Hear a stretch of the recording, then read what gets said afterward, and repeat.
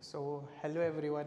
Today we are going to study about the structure of nephron. तो ये एक बहुत ही कठिन टॉपिक सोचते हैं बच्चे और ये बहुत ही इम्पोर्टेंट टॉपिक भी है क्योंकि हर बार नीट में 2 से 3 क्वेश्चन इस टॉपिक से आ ही जाते हैं और इस टॉपिक का नाम है structure of nephron as well as counter current mechanism.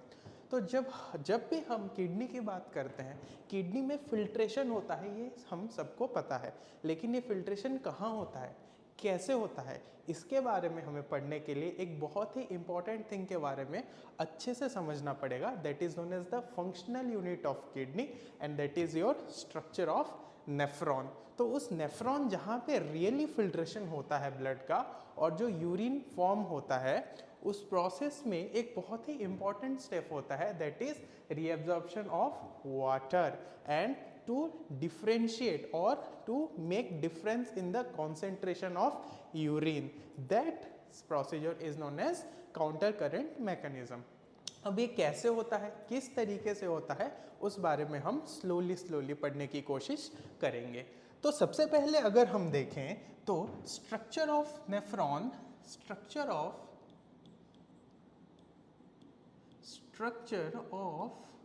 Nephron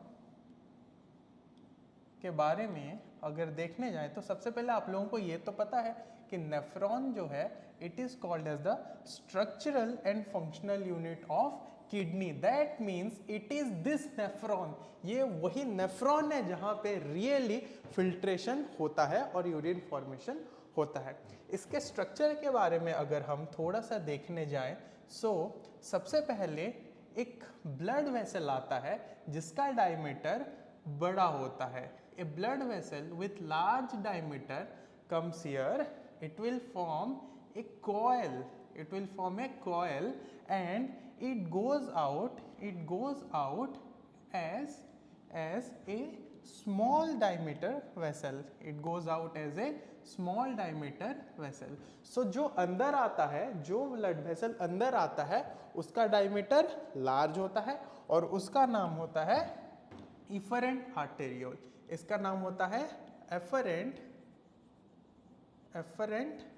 arteriole. ठीक है. और जो बाहर जा रहा है, जो after forming of this loop जो बाहर जा रहा है उसका नाम है इफरेंट आर्टेरियोल, है ना. अब कंफ्यूजन कई बार हो जाती है कि भाई कौन सा एफरेंट है, कौन सा इफरेंट है. तो इस चीज को एक सिंपल चीज से समझते हैं. जो आ रहा है वो एफरेंट आ रहा है, ए एफरेंट जा रहा है, एग्जिट कर रहा है, बाहर जा रहा है, इफरेंट. सो एफरेंट आ रहा है, बाहर जा रहा है, एग्जिट, दैट मीन्स इफरेंट. ठीक है. अब ये तो हो गया structure of the blood vessels. अब इस वेसल में जो ब्लड आता है वही फिल्टर होगा. तो वो फिल्टर होता है through use of another specific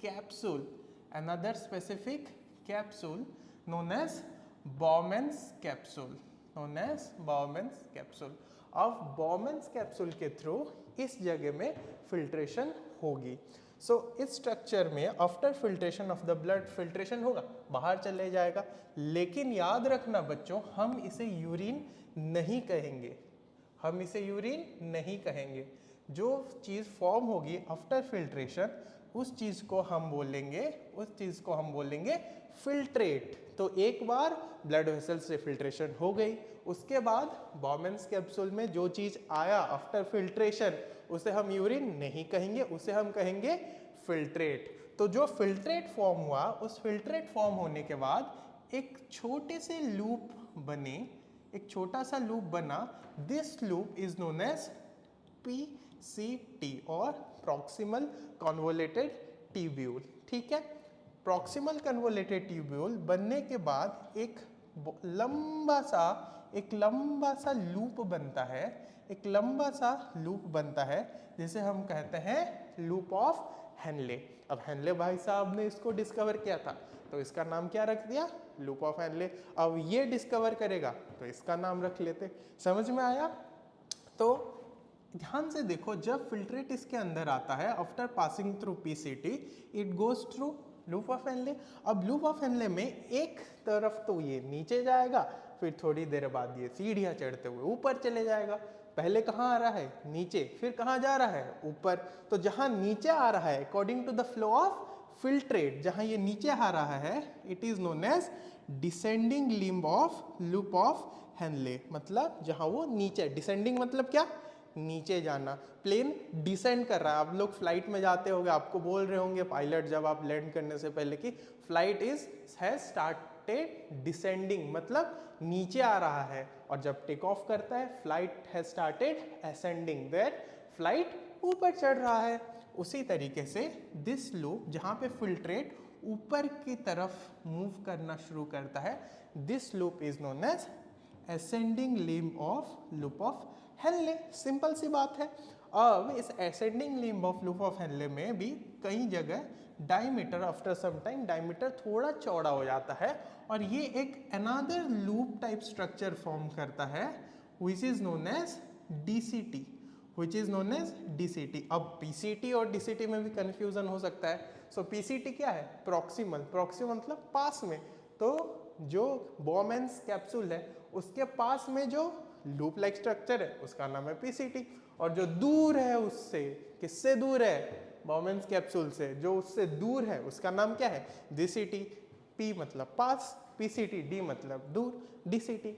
अब ये डीसीटी से जो फिल्ट्रेट है ये एक बड़े से ट्यूब में जाता है, ये एक बड़े से ट्यूब में जाता है। इस ट्यूब का नाम है कलेक्टिंग डक्ट। इस ट्यूब का नाम है कलेक्टिंग डक्ट, है ना? समझ में आया? ये है थोड़ा सा स्ट्रक्चर, जो बेसिक स्ट्रक्चर जो आपको जानना पड़ेगा अबाउट द नेफ्रॉन। एक बार अगर ये स्ट्रक्चर समझ में आ गया तो आगे बढ़ते हैं।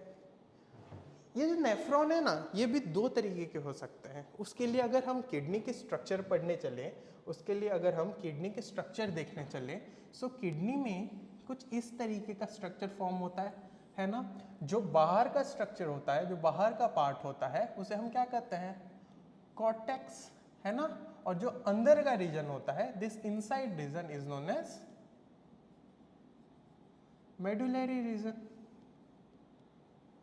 है ना? तो according to the structure of this kidney, again this nephron, again they are divided into two types. सबसे पहला पार्ट जो होता है एक बाउमेन्स कैप्सूल होता है और पीसीटी होता है और एक छोटा सा loop of Henle, then DCT, फिर आपका कलेक्टिंग डक्ट। अगर कोई स्ट्रक्चर ऑफ नेफ्रॉन इस तरीके का बना हुआ है जिसके पास लूप ऑफ हेनले बहुत ही स्मॉल होता है, बहुत ही छोटा होता है, तो उसे कहते हैं कॉर्टिकल नेफ्रॉन। उसे क्या कहते हैं? कॉर्टिकल नेफ्रॉन, क्योंकि वो सिर्फ कॉर्टिकल पार्ट में पाया जाता है। लेकिन अगर अगर अगर अगर इस बाउमेन्स कैप्सूल के बाद जो लूप ऑफ हेनले बहुत लंबा है ना? लूप ऑफ हेनले बहुत लंबा है, that goes deep inside the medullary region, then such type of nephron is known as juxtamedullary nephron. So पहला वाला नेफ्रॉन जिसका लूप ऑफ हेनले स्मॉल है उसका नाम क्या है? उसका नाम है कॉर्टिकल नेफ्रॉन, और जो लूप ऑफ हेनले बड़ा है उसका नाम है juxtamedullary nephron। ठीक है? तो ध्यान रखना, हम आज जो कॉन्सेप्ट समझने वाले हैं अबाउट काउंटर करेंट मैकेनिज्म, वो होता है only in this part of loop of Henley. That means अगर मैं इस चीज को यहाँ डिस्क्राइब करने जाऊँ तो पीसीटी आ गया, डीसीटी आ गया, तो ये ऊपर वाला जो पार्ट होता है, this part is present in the cortical area, that means cortex, okay. And इसके नीचे का पार्ट जो हो गया ये आपका loop of Henle, this loop of Henle is present in medullary region, है ना? तो एक क्वेश्चन मैं पूछ सकता हूं आपको कि जो काउंटर करंट मैकेनिज्म होता है वो किस तरीके के नेफ्रॉन में होता है?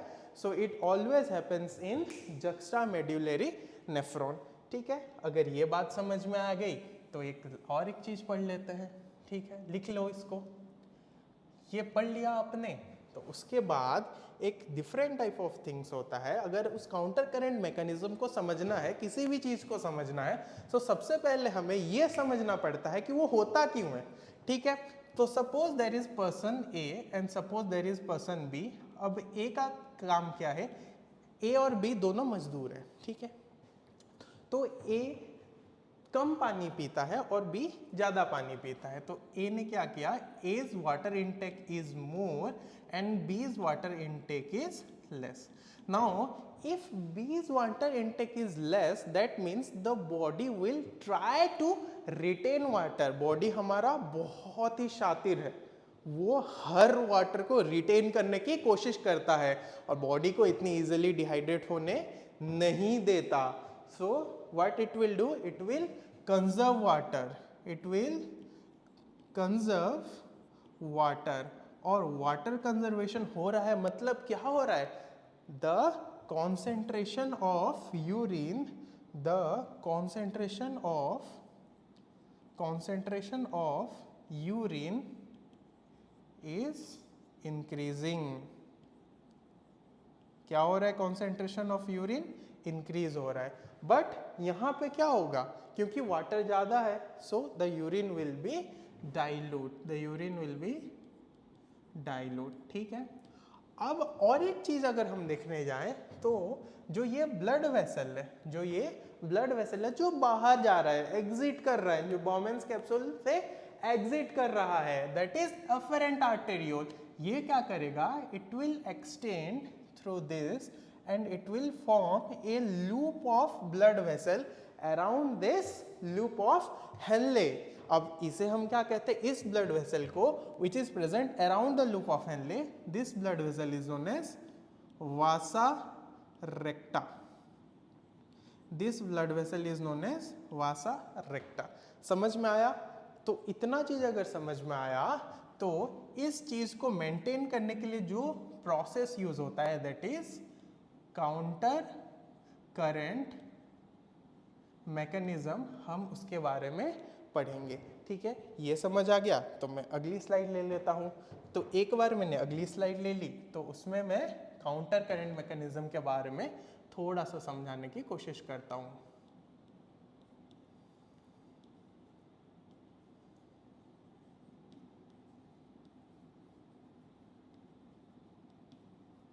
ठीक है, तो काउंटर करंट मैकेनिज्म बच्चों ध्यान से सुनना। काउंटर मतलब क्या, काउंटर मतलब क्या, काउंटर मतलब ऑपोजिट ना, और करंट मतलब क्या, फ्लो। देखो ध्यान से सुनना, जब भी बायो में कोई टर्म आए, जब भी जूलॉजी या बॉटनी में कहीं भी कुछ टर्म आए, सबसे आसान तरीका उसे समझने का यही होता है कि पहले जोड़ो, मीनिंग निकालो, फिर उसको एक साथ समझ लो। ठीक है, तोड़ो, मीनिंग निकालो, जोड़ो। ठीक है, तो इसको हमने तोड़ा, इसको हमने तोड़ फोड़ करी, तो काउंटर का मतलब क्या समझ में आया, ऑपोजिट मतलब उल्टा, फ्लो मतलब फ्लो ऑफ फिल्ट्रेट। अब कैसे ये होता है, क्या होता है, हम समझने की कोशिश करते हैं बहुत अच्छी तरीके से। ठीक है, सो काउंटर करंट मैकेनिज्म में मैंने जैसे ही आपको बोला, so it basically involves this loop of Henley. तो इस लूप ऑफ हेनले को हम ड्रॉ करने की कोशिश करते हैं। सो जैसे ही मैंने लूप ऑफ हेनले बनाया, सो पहले आ गया इसका डिसेंडिंग लूप ऑफ हेनले। ठीक है, फिर आ गया आपका ascending limb of loop of Henley. तो ये ब्लड वेसल है तो इसके दो वॉल रहेंगे। ठीक है, अब इसके अंदर अगर मैं देखने जाऊं तो प्रेजेंट क्या होगा, another blood vessel which is known as vasa recta, which is known as vasa recta, है कि नहीं। तो ये हो गया आपका वासा रेक्टा। तो जैसे ही मैंने ये ड्रॉ किया, आप लोगों को फिल्ट्रेट का डायरेक्शन पता है, that in descending limb of loop of Henley the filtrate, I will not call it urine, it is filtrate. अब यूरिन कब बोलेंगे वो मैं आगे बताता हूं। The filtrate is going downwards and in ascending the filtrate is going upwards. ठीक है, लेकिन अगर हम इस ब्लड वेसल्स की बात करें तो इस ब्लड वेसल में जो जो ब्लड वेसल इस ascending limb of lower Henle के साइड में होता है, actually it is the descending limb of vasa recta. ध्यान से सुनना। और जो blood vessel ascending descending limb के पास होता है, it is actually the ascending limb of loop of Henle. समझ में आया कुछ?